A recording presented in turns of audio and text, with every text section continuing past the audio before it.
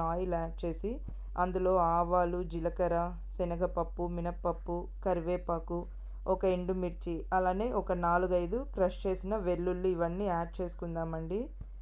ఆవాలు, జీలకర్ర అవన్నీ పావు టీ స్పూన్ అలా తీసుకున్నాను.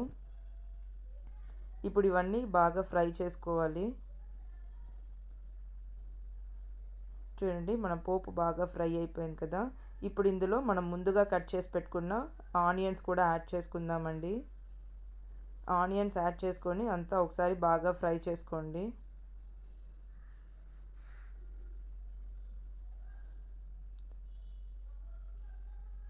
ఆనియన్స్ కొద్దిగా ఫ్రై అవుతున్నప్పుడు మనం ముందుగా మ్యాష్ చేసి పెట్టుకున్న పప్పు కూడా యాడ్ చేసుకుందామండి.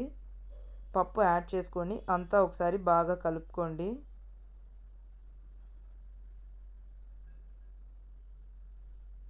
చూడండి ఇలా అంతా ఒకసారి కలుపుకున్న తర్వాత ఇందులో రుచికి సరిపడా సాల్ట్ కూడా యాడ్ చేసుకుందాము. యాడ్ చేసుకొని ఇందులోనే కొద్దిగా వాటర్ కూడా యాడ్ చేద్దామండి. పప్పు గట్టిగా ఉంది కదా, ఇప్పుడు ఇందులో కొద్దిగా వాటర్ కూడా యాడ్ చేసుకుందామండి.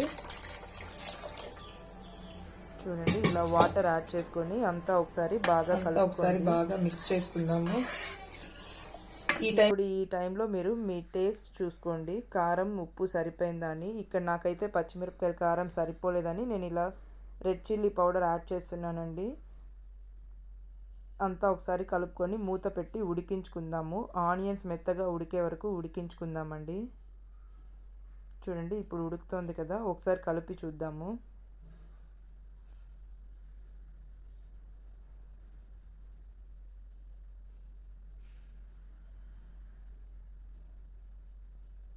చూడండి ఆనియన్స్ ఇంకొంచెం ఉడకాలి కదా, ఇంకొంచెం సేపు ఒక 5 మినిట్స్ మూత పెట్టి మళ్ళీ ఉడికించుకుందామండి.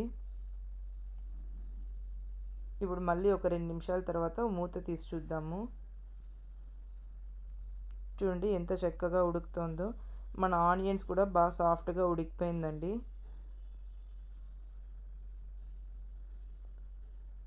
ఇప్పుడు మనం ఇంకా స్టవ్ ఆఫ్ చేసి సర్వ్ చేసుకుందాం.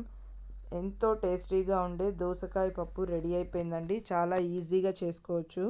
ఇవి వేడి వేడి అన్నంలోకి ఇంకా చపాతీస్లోకి చాలా బాగుంటుందండి టేస్ట్. తప్పకుండా ట్రై చేయండి. ట్రై చేసి మీకు ఎలా కుదిరిందో కామెంట్ బాక్స్లో మెన్షన్ చేయటం మర్చిపోకండి.